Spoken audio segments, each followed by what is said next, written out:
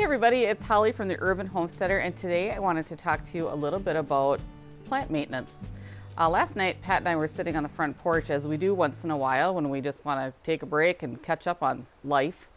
And I was overlooking my flower garden, which is in the front part of the house, and realized how unattractive it is, at least to me. It probably doesn't look bad from the road, but man, there are some things in there that just need to be taken care of.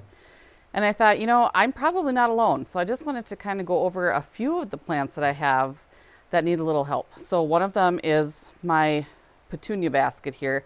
So I've got 4 of these hanging on my front porch, and I've already cut them down, but I kind of forgot about this one. This is the one that hangs on the back of the, in the backyard by the chicken coop. So it also needs a little love, and we're going to talk about that. But I also want to talk about my peony and some daylilies and irises, and just I wanted to show you how easy it is to maintain these things. You just need a minute. It's not going to be a big deal. You just got to kind of tackle it. Now, when I bring you into the front porch garden, please do not judge my weeds. I am telling you, they are out of control, and I just need to buckle up and get after it. But you know, life happens, and sometimes that's not the most fun thing to do. I'm sure you all are aware of that. So don't judge, but I do want to help you along with your flower maintenance. We're going to start. So today I'm going to give this hanging basket a serious haircut. And I mean it. I'm going to cut it down so there's probably not going to be any blooms left. And you might be wondering, well, why do you want to do that? It looks so good. Well, to me, it does not look that good. To me, it's real leggy is what they call it. I always want to say it's lanky, like, you know, straggly legs and that sort of thing. And so I want to cut them down, because that's only going to tell the plant that it has to create more blooms.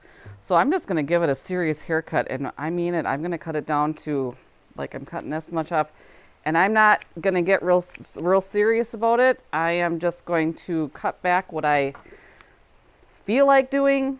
I kind of want the form of the basket to be a little just more round, and these types of petunias are not the flowy kinds, so they're not going to flow over the edge. I mean, they will, I guess, at some point, but I don't want them to. I want them to just be kind of straight up. So I'm just going to cut them off.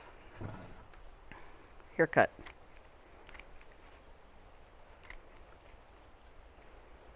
And then if you find any blooms in here that are in your plant that have died, it's called deadheading them. So just pull those off. You're not going to hurt anything. There's a handle in here, so I got to move that over. Cut this off.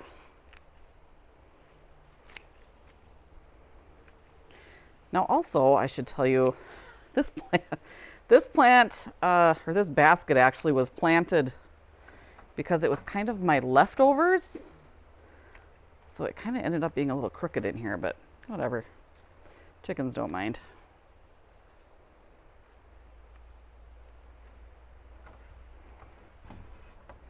Boy, this is odd. It's very uneven. I'm cutting all the blooms off, though, because I want this to become more full.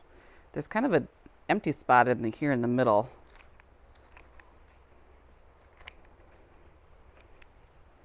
I'll have to show you guys the ones on the front porch. They kind of just look like this. But a few of the blooms have already come back. I don't even know. It's probably been, I don't know, 4 days or so since I cut them back. I remember when I was talking to you guys about thinning your carrots, and how when I was in a class, it was hard for some people to do that. I feel like you are my people that I'm talking to right now. It is okay.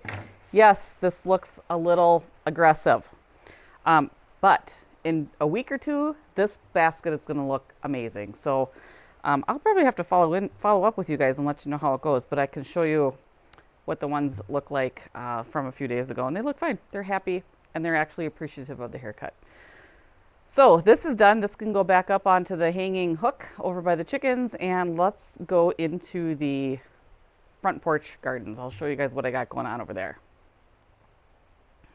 All right, well, here's my peony, and you can tell that it's bloomed and it's kind of done. So there's a couple of things going on here. So this one is the latest bloom, and instead of going all the way down the stalk, I'm really just going to cut off this beginning stem. And I'm going to do that with here too. That way the foliage can stay and it looks decent. And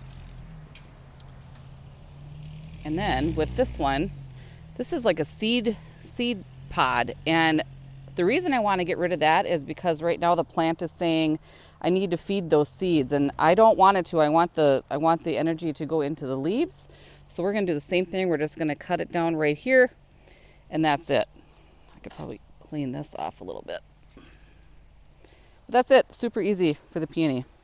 And I like how it looks without the blooms too. I mean, it's just kind of a nice nice filler for the garden.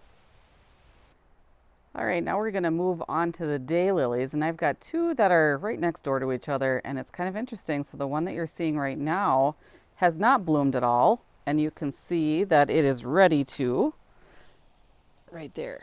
So we're going to leave this one alone, but then I'm going to move right next door to this one. So this one has already bloomed, and honestly, all the flowers have already fallen off. But what I can't stand are these stems that are here. And so I just want to go all the way down to the base, cut them off, set them aside, and just clean this plant up.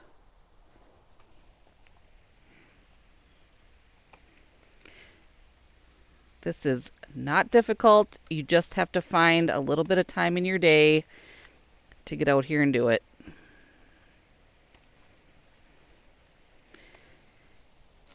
Now in the fall, I will cut these way down to the base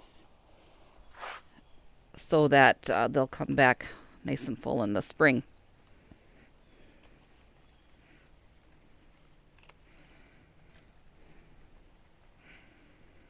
Try to be careful to not cut the leaves. Honestly, you wouldn't be able to tell if you did. I just feel like I'm hurting the plant when I do that, so I don't want to do that.